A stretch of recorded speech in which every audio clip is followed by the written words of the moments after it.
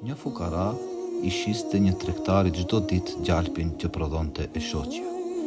Gruaja e tij I jepte gjalpit formën e një topi 1 kilogramësh. I shoqi e shiste çdo ditë gjalpin dhe me paratë plotësonte nevojat e shtëpisë.